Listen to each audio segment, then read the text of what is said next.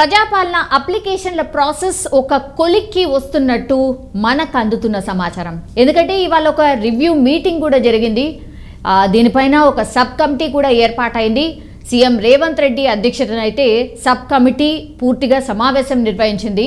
ప్రజాపాలన application process ఎలా జరుగుతుంది, data entry కావచ్చు, లేదంటే దేనికోసం ఎవరు ఎక్కువగా అప్లై చేసుకున్నారు, అండ్ మిగతా గ్యారంటీస్ ఏవైతే ప్రామిస్ చేశారో అవి ఎప్పటి నుంచి ఇంప్లిమెంట్ చేయాలి, మరి ఫస్ట్ టేకప్ చేయాల్సింది ఏంటి, ఎందుకంటే పార్లమెంట్ ఎలక్షన్స్ రాబోతున్నాయి కాబట్టి మరి దానికంటే ముందు ఒకవేళ ఇస్తే ఏవి గ్యారంటీలు ఇవ్వచ్చు అనేటువంటిది కూడా పూర్తిగా డిస్కస్ చేసినట్టు మనకు అందుతున్నటువంటి సమాచారం. సో ఈ కార్యక్రమం ద్వారా అంటే ప్రజాపాలన దరఖాస్తుల స్వీకరణ ద్వారా ఎన్ని అప్లికేషన్స్ వచ్చాయంటే 1,09,12,155 దరఖాస్తులు వచ్చాయి. ఐ రిపీట్, 1,09,12,155 దరఖాస్తులు వచ్చాయి.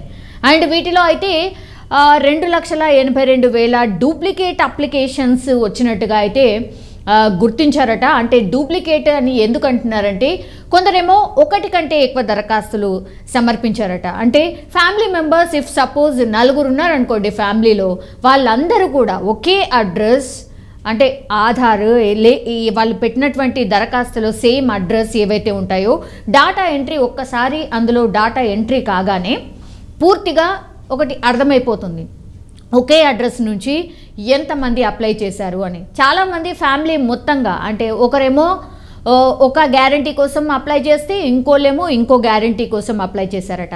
ఇట్లా అన్ని ప్రక్షాళన చేసిన తర్వాత వాళ్ళు గుర్తించింది ఏంటంటే 2.82 లక్షల డూప్లికేట్ అప్లికేషన్స్ వచ్చాయట. సో ఒకటి కంటే దరఖాస్తులు ఎక్కువగా పెట్టుకున్న వాళ్ళు చాలా ఎక్కువగానే ఉన్నట్టు కనిపిస్తోంది. సో డాటా బేస్ ద్వారా దీన్ని గుర్తించారట. ఒక సాఫ్ట్వేర్ని యూజ్ చేసి గుర్తించారు అధికారులు. సో వాటిని ఫిల్టర్ చేస్తున్నారు ప్రస్తుతం. సో ఇట్లా డూప్లికేట్ అప్లికేషన్స్ ఎన్ని ఉన్నాయి ఏంటి, డాటా ఎంట్రీలో భాగంగా పూర్తిగా పకడ్బందీగా ప్రక్షాళన చేస్తూ ముందుకు వెళ్తున్నట్టు కనిపిస్తోంది. ఎందుకంటే టార్గెటెడ్గా ఇప్పుడు ఆ ప్రక్షాళన అంతా అయిపోయిన తర్వాత 6 గ్యారంటీలు ఏవైతే ప్రామిస్ చేశారో అవన్నీ ఇంప్లిమెంట్ చేయాలంటే ఇవే ప్రామాణికంగా కాబోతున్నాయి. ప్రజాపాలన అప్లికేషన్స్ ఎవరైతే పెట్టుకున్నారో వాళ్ళందరూ కూడా ఎవరైతే అర్హులు ఉంటారో వాళ్ళందరికీ కూడా ఖచ్చితంగా ఈ గ్యారంటీలు ఏవైతే ప్రామిస్ చేశారో వాళ్ళందరికీ మేము ఇవ్వబోతున్నామని కాంగ్రెస్ పార్టీ పదే పదే చెప్తోంది. ఇప్పుడు ఉన్నటువంటి గవర్నమెంట్ పదే పదే చెప్తోంది. అందులో భాగంగానే ఎవరు కూడా నష్టపోకుండా 6 గ్యారంటీల ప్రామిస్ మేము ఏదైతే చేశామో ప్రతి కుటుంబం అర్హులైన వాళ్ళకి ఎవరికైతే ఉంటుందో వాళ్ళందరికీ అందించడానికే మేము కృఢ నిశ్చయంతో ఉన్నాం అన్నటువంటి మాట చెప్తున్నారు. సో అందులో భాగంగానే ఈ ఫిల్టర్ ప్రాసెస్ కూడా చాలా పారదర్శకంగా చేయండి అన్నటువంటి ఆదేశాలు వచ్చాయి.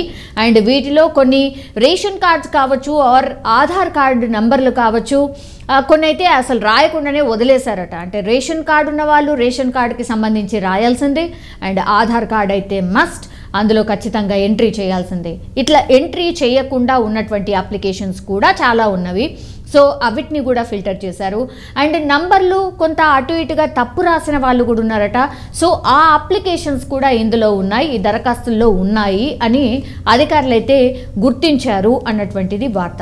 సో అసలైన అర్హులు ఎవరైతే ఉన్నారో వాళ్ళెవ్వరు కూడా నష్టపోకుండా కంపల్సరీ వీటిని మరోసారి పరిశీలించాలని ముఖ్యమంత్రి ఆదేశించారు అనేది వార్త.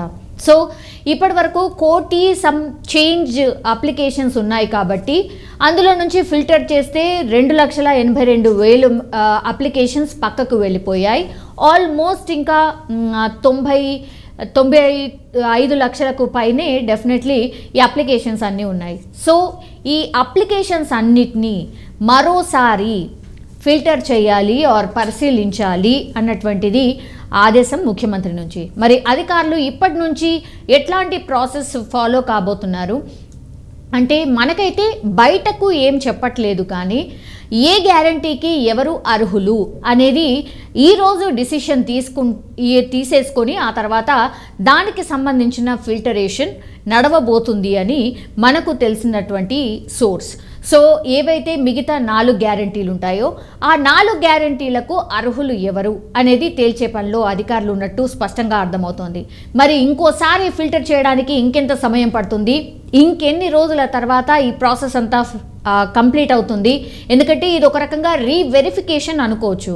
ఎందుకంటే డూప్లికేట్స్ అన్ని తీసేసిన తర్వాత మిగిలిన ఏవైతే ఉంటాయో అవి కంప్లీట్గా మళ్ళీ రీవెరిఫికేషన్ అంటే ఇంకెంత టైం పట్టొచ్చు, ఆర్ ఈ సాఫ్ట్వేర్నే ఉపయోగించి అగైన్ రీవెరిఫికేషన్ చేయబోతున్నారా, అర్హుల్ని ఎట్లా ఎంపిక చేయబోతున్నారు, మరి రేషన్ కార్డ్ ప్రాసెస్ ఏంటి? ఎందుకంటే రేషన్ కార్డ్ అప్లికేషన్స్ చాలా ఉన్నాయి. లిఖితపూర్వకంగా ఇచ్చినటువంటి రేషన్ కార్డ్ అప్లికేషన్స్ అయితే లక్షల్లో ఉన్నాయి. మరి వాళ్ళు రేషన్ కార్డ్ అప్లికేషన్ చేసుకోవాలా, లేదంటే పాత వాళ్ళు 90 లక్షల రేషన్ కార్డు ఆల్రెడీ ఉన్నాయి కాబట్టి మరి వాళ్ళు అండ్ కొత్త వాళ్ళు కలిపి అగైన్ రేషన్ కార్డ్కి సంబంధించి అప్లికేషన్స్ మీరు పెట్టుకోండి మీ సేవా కేంద్రంలో అనేటువంటిది ఆదేశాలు ఇవ్వబోతుందా? ఇవన్నీ కూడా క్వశ్చన్ మార్క్గా అలాగే ఉండిపోయాయి. కానీ ఈరోజు రివ్యూలో అయితే డూప్లికేట్స్ అన్ని తీసేసిన తర్వాత అగైన్ రీవెరిఫికేషన్ చేయండి, ఎవరు కూడా నష్టపోకుండా చూడాలి, ఖచ్చితంగా మనం ఏవైతే గ్యారంటీలు ప్రామిస్ చేశావో అర్హులందరికీ నష్టపోకుండా మనం అందించాలి అన్నటువంటిది ఆదేశాలు అయితే క్లియర్ కట్గా సీఎం రేవంత్ రెడ్డి అందరికీ ఇచ్చినట్టయితే మనకున్నటువంటి సోర్స్ ద్వారా తెలుస్తోంది. సో ఇవంతా ప్రాసెస్ ఫినిష్ అయిపోయి దెన్ ఏ గ్యారంటీలు అంటే చాలా ప్రచారం జరుగుతుంది ఏంటంటే 500 సిలిండర్ ఏదైతే ప్రామిస్ చేశారో అది అండ్ 2500 రూపాయలు ఏదైతే లేడీస్ కోసం ప్రామిస్ చేశారో అది, అవి రెండు అయితే ఇమీడియట్గా ఇంప్లిమెంట్ చేసే అవకాశం అయితే డెఫినెట్లీ కనిపిస్తోంది. బికాజ్ చాలామంది మంత్రులు మాట్లాడుతూ కూడా ఇదే చెప్పారు. మరి ఆ అర్హుల్ని ఎలా ఎంపిక చేయబోతున్నారు? 500 గ్యాస్ సిలిండర్ ఏదైతే ప్రామిస్ చేశారో మరి అందరికీ ఇవ్వబోతున్నారా అనేది కూడా ఒక ప్రచారం జరుగుతోంది. అండ్ ఇప్పుడు 2500 రూపాయలు మహిళలకు ఏదైతే ప్రామిస్ చేశారో అది ఎవరు అర్హులు? ఇవి రెండింటికి సంబంధించి త్వరలోనే 2 గ్యారంటీలు అని ఏవైతే పదే పదే చెప్తున్నారో ఇవే 2 గ్యారంటీలు ఉండబోతున్నాయి అన్నటువంటి వార్త అయితే వినిపిస్తోంది. కానీ అది ఎప్పటి నుంచి? ఫిబ్రవరి 15th వరకు ఈ అర్హులు ఏవైతే ఈ రీవెరిఫికేషన్ ఏదైతే ఉందో అదంతా ఫినిష్ అయిపోయి ఫిబ్రవరి 15th ఆర్ ఈ మంత్ ఎండింగ్ లోపల నుంచి అగైన్ ఈ 2 గ్యారంటీల ప్రామిస్ మేబీ ఇంప్లిమెంట్ చేసే ఛాన్సెస్ ఎక్కువగా కనిపిస్తున్నాయి. సో దానికి సంబంధించిన వార్తనే ఇది. ఈ రోజైతే రివ్యూ మీటింగ్ జరిగింది, సీఎం రేవంత్ అధ్యక్షతనే రివ్యూ మీటింగ్ జరిగింది. కాబట్టి డెఫినెట్లీ ఈ ప్రజాపాలన దరఖాస్తులపై క్యాబినెట్ సబ్ కమిటీ అంటే మంత్రులు ఉన్నారు, ఉన్నతాధికారులు ఉన్నారు అండ్ రేవంత్ రెడ్డి గారు ఉన్నారు. కాబట్టి మొత్తంగా క్షుణ్ణంగా సమీక్ష సమావేశం పూర్తిగా నిర్వహించారు అండ్ క్లియర్ కట్గా ఆదేశాలు కూడా ఇచ్చారు. ఎలా ఫిల్టర్ చేయాలి, ఎవరిని గుర్తించాలి అన్నటువంటిదైతే ఒక డిసిషన్ అయిపోయింది అనేది వార్త.